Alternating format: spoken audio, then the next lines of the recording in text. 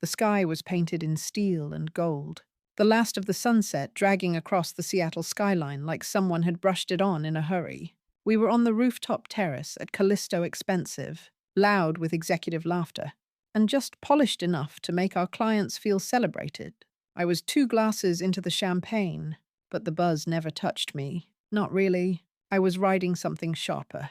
10 months of negotiations, compromise, and late-night revisions, all leading to this moment. Orion Freight was about to sign the largest deployment deal in Nova Grid's history, and I was the architect of every clause. Brian, our VP of sales, stood beside me, schmoozing the Orion CFO with that effortless grin of his. I was watching him when his phone lit up. He didn't notice he had just stepped away to take a call, but I caught it. The screen flashed bright under the table's edge. Let her close it, then cut her loose.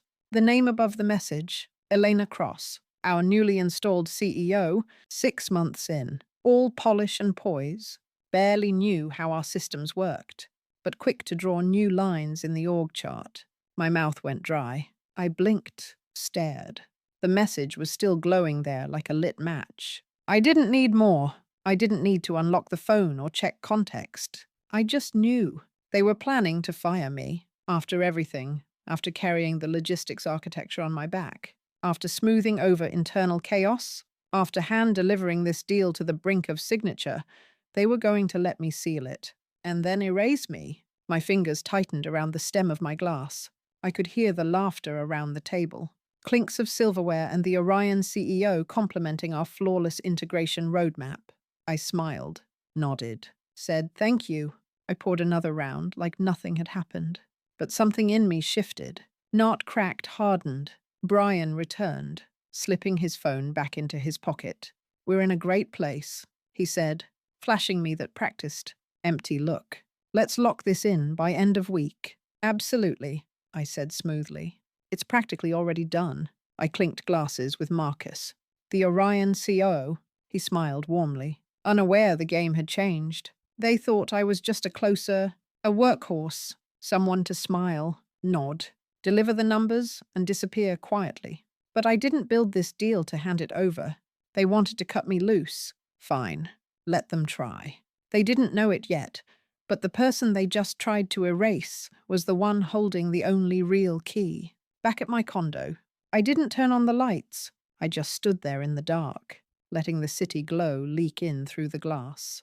The skyline pulsed with 1,000 tiny lives, but mine had gone still. The message kept replaying in my head Elena's words, short and surgical.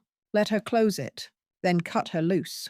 It wasn't just betrayal. It was confirmation. This wasn't sudden. It wasn't new. I just hadn't wanted to see it. I set my bag down carefully, slid off my heels, and sat on the edge of the couch with my elbows on my knees. From here, the past didn't come back in years.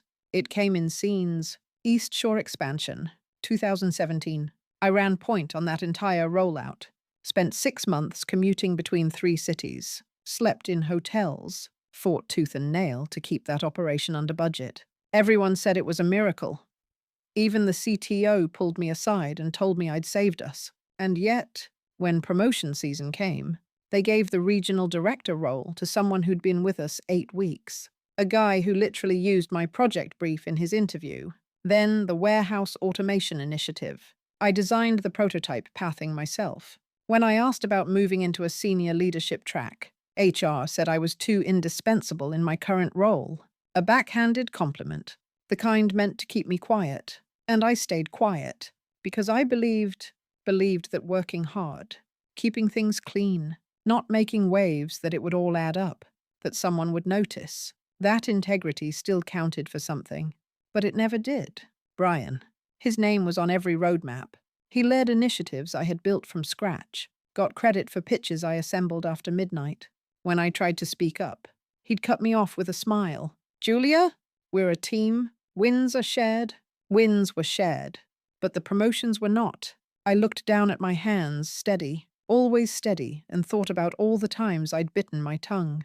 All the meetings where I'd been introduced as the operational genius behind the scenes. Like being behind the scenes was some kind of reward. They didn't overlook me. They buried me, because I made them look good. Because I did the work without the drama. Because I didn't ask for spotlight, just purpose, clarity, respect. And in return, they built their futures on my back. Tonight changed everything. Not because of the message, but because it finally stripped away the illusion. The idea that if I just stayed the course, kept building their empire, someday they'd hand me a crown. They won't, which means I'll build my own. It was over grilled fish and ginger soda at a quiet Vietnamese place on 5th, when Marcus Chen first said the words that would change everything. Back then, I didn't recognize them for what they were. It was 3 months ago, a casual lunch with Orion Freight's COO. Nothing formal, just a follow-up after our latest strategy session. He'd asked to meet off-site, somewhere not beige with filtered water. He joked. I liked that about Marcus Blunt, observant, the kind of executive who actually listened between the lines. I remember we were talking about supply chain redundancies. Of all things, when he leaned back and looked at me differently. Not as a vendor, not as Novagrid's point of contact, but as something else. Can I ask you something? He said, off the record. I nodded, mid-bite. Why are you still at Novagrid? I blinked. Excuse me? You're doing VP-level work on a director's budget, he said, gesturing with his chopsticks. I've seen your workflows, your documentation. You build systems, not decks. You don't just report the engine temperature, you design the engine. I laughed it off. Well, you know how corporate ladders go. They like me right where I am. But he didn't laugh. He leaned in slightly.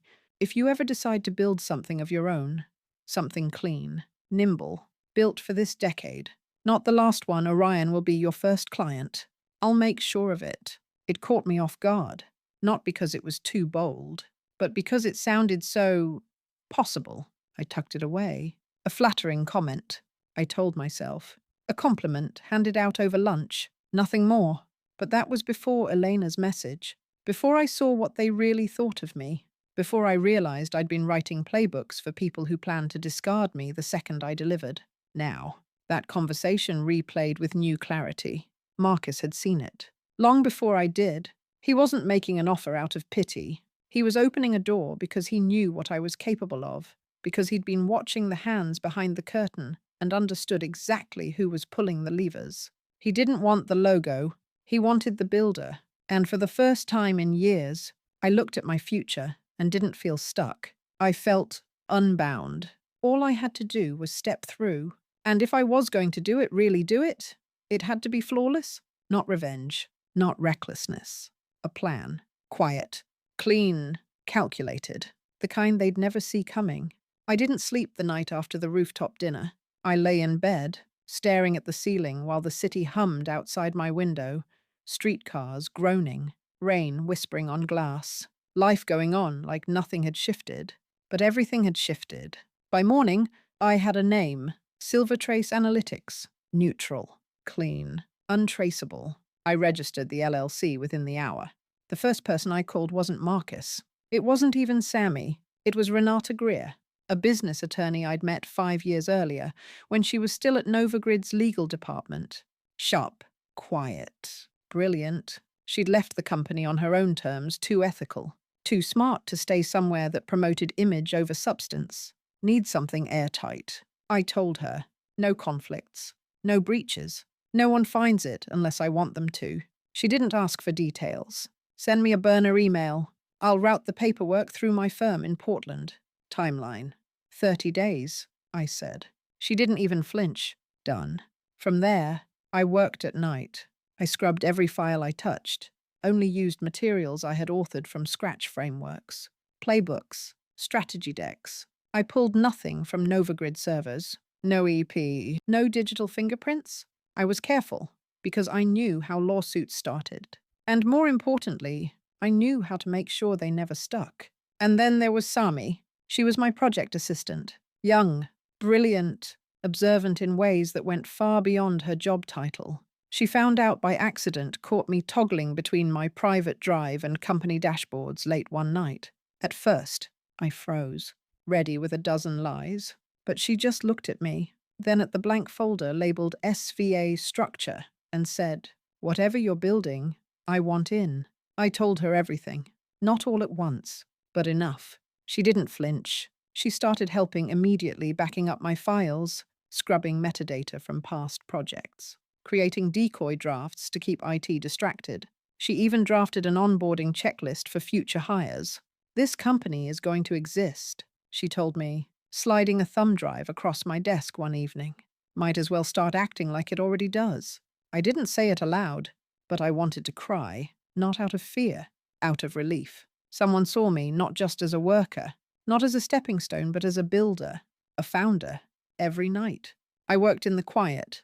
Every day, I played my part at Novagrid, smiling, leading, pretending I wasn't dismantling their future while they plotted to erase mine. But the truth was simple. They thought they were cutting me loose, but I'd already cut myself free. It happened on a Tuesday, 2 days before the final contract signing. I arrived early to the office, as always, coffee in hand, keycard at the ready. I swiped it at the security turnstile and nothing happened. The light flashed red. I tried again. Again, still red. The guard at reception, Devon, looked up, startled. "Maybe the system's glitching," he offered, but his eyes said something else. He knew. I tried to log into my laptop next. Access denied.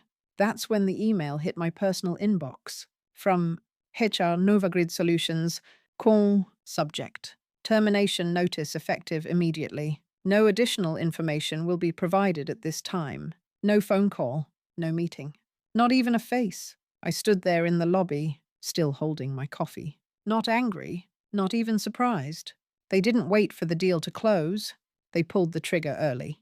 I turned and walked out into the rain. It had started while I was inside one of those Seattle drizzles that felt less like weather and more like the city exhaling. I didn't run. I didn't rush. I just walked, letting the water soak into my coat, drip from my hair, blur the skyline. It should have been the worst moment of my life, but instead, I felt something else, freedom. Because what they didn't know, what they'd never bothered to ask, was that I had everything. Sammy had backed up the original contract, the version we spent weeks refining with Orion, the version Marcus Chen was expecting. She had slipped it to me on a flash drive the day before, just in case. "I don't trust them," she said, "and I trust you." They thought wiping my company laptop would erase my work. That locking me out meant locking me down, but all they did was hand me the perfect exit. I went home, dried off, and made tea. Then I sat at my dining table and stared at the contract. My name was gone from the official version now, of course. Replaced by Brian's. His photo would go in the press release. He'd take the credit. But this document, the real one, still had the DNA of everything I'd built. All it needed was a new logo and the right signature.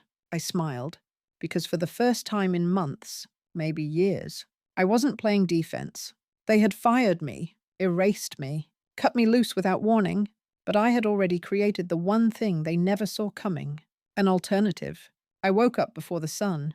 The rain had stopped. The city outside was slick and hushed, like it was holding its breath. I brewed coffee in the quiet, the ritual calming me. No inboxes to check. No fire drills to run. No CEO waiting for a status update she'd pretend to understand. I sat down at my dining table, opened my laptop, and pulled up the contract. I deleted the Novagrid logo, replaced it with Silvertrace Analytics. Next, I removed Brian's name, typed in mine, Julia Tran, CEO. I stared at the new header for a moment, just to feel it. My company, my work, my signature. And then I opened a blank email to Marcus Chen. Subject: Orion X Silvertrace, final draft. Hi Marcus. As discussed. Attached is the contract clean, final, and fully executable under the new entity. Looking forward to what we build together? Best, Julia Tron, founder and CEO, Silvertrace Analytics. I hit send. Time: 6. Dorzia. It took less than 5 minutes for him to reply. Contract accepted. Wire will be initiated today. I stared at the screen. My hands were shaking. Slowly, I exhaled. 86 million. Signed. Executed. Done. Not under Novagrid. Under me. This wasn't just about revenge. It was about reclamation. I had built that deal from blueprint to signature. managed timelines, integration strategy, budget alignment, stakeholder handholding. I had run the back end and the front end, and now, for once, I was signing the front page. I refreshed my account at 7. 0 wire pending at 7. 46 it cleared. The number glowed on the screen like a lighthouse through fog. It didn't feel like victory. It felt like correction, like balance being restored after too many years of silence, of making other people's legacies possible while being asked to smile from the shadows. I stood up and walked to the window, somewhere across the city. Brian was probably sipping espresso, practicing how to spin the contract in his favor. Elena would be prepping for a press release, a round of media appearances. They had no idea the deal had already moved, that it no longer bore their name. I didn't owe them a warning, just the silence that would come when the announcement hit, and they weren't even mentioned. They fired me before the finish line, so I took the finish line with me. Let them wonder how, let them scramble. I didn't need credit. I had the contract. And now, I had a company. The news hit by mid-morning. Orion Freight Signs, exclusive with Silvertrace Analytics. No Nova Grid, no Brian, no Elena. Just a clean headline with my company name in bold and my quote in the subheader. We're redefining logistics intelligence for the next decade. The press ran with it fast. Freight Journal, Tech Stacks Weekly, even a blurb in the Seattle Business Bulletin. In every article, my name appeared not buried in the footnotes, but at the top, Julia Tran, CEO. My phone lit up like a slot machine. Brian called first, 4 times. Then once from a blocked number, I didn't answer. Then Eleanor, just a single call, followed by a legal threat email from Novagrid's in-house counsel. I forwarded it to Renata. She replied with 4 sentences. Miss Tran was not under contract. She had no non-compete. She retained original authorship of her work. Any further threats will be treated as harassment. They went quiet after that. I didn't need to speak. I let the silence do what they never expected. Say everything. By Friday, I had 5 new client inquiries, 3 from former Novagrid accounts, 1 from a competitor who had followed my LinkedIn updates for years, 1 from a former junior employee who said, "You're the reason I stayed in tech." I signed 2 of them within a week. Sammy and I moved into a co-working suite near Pioneer Square. It smelled like fresh coffee and ambition, a space filled with real builders, not title collectors. We brought in whiteboards, plants. I hung a single frame behind my desk, a screenshot of that message. Let her close it, then cut her loose. I look at it every morning, not for spite, for clarity, because that message gave me everything I needed to finally stop waiting. No more asking for permission to lead. No more smiling while someone else took the credit. No more making room for people who never made room for me. I didn't just land on my feet. I built the runway. They thought cutting me loose would be the end of my story, but it was only the first sentence of my next chapter, and I didn't need to raise my voice. Go scorched earth, or burn bridges to prove anything. I just had to trust what I already knew. The real power wasn't in the title. It was in the work. The sky was painted in steel and gold. The last of the sunset dragging across the Seattle skyline like someone had brushed it on in a hurry. We were on the rooftop terrace at Callisto Expensive, loud with executive laughter, and just polished enough to make our clients feel celebrated. I was 2 glasses into the champagne, but the buzz never touched me. Not really. I was riding something sharper. 10 months of negotiations, compromise, and late-night revisions, all leading to this moment.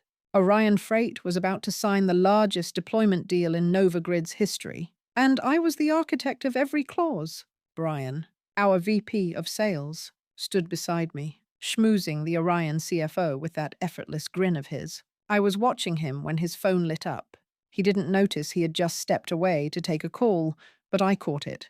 The screen flashed bright under the table's edge. Let her close it, then cut her loose. The name above the message, Elena Cross, our newly installed CEO, 6 months in, all polish and poise, barely knew how our systems worked, but quick to draw new lines in the org chart. My mouth went dry. I blinked, stared. The message was still glowing there like a lit match. I didn't need more. I didn't need to unlock the phone or check context. I just knew. They were planning to fire me after everything, after carrying the logistics architecture on my back, after smoothing over internal chaos, after hand-delivering this deal to the brink of signature. They were going to let me seal it, and then erase me. My fingers tightened around the stem of my glass. I could hear the laughter around the table, clinks of silverware and the Orion CEO complimenting our flawless integration roadmap. I smiled, nodded, said thank you. I poured another round like nothing had happened. But something in me shifted. Not cracked, hardened. Brian returned, slipping his phone back into his pocket. "We're in a great place," he said, flashing me that practiced, empty look. "Let's lock this in by end of week." "Absolutely," I said smoothly. "It's practically already done." I clinked glasses with Marcus. "The Orion CO?" He smiled warmly, unaware the game had changed. They thought I was just a workhorse, someone to smile, nod, deliver the numbers, and disappear quietly. But I didn't build this deal to hand it over. They wanted to cut me loose. Fine, let them try. They didn't know it yet, but the person they just tried to erase was the one holding the only real key. Back at my condo, I didn't turn on the lights. I just stood there in the dark, letting the city glow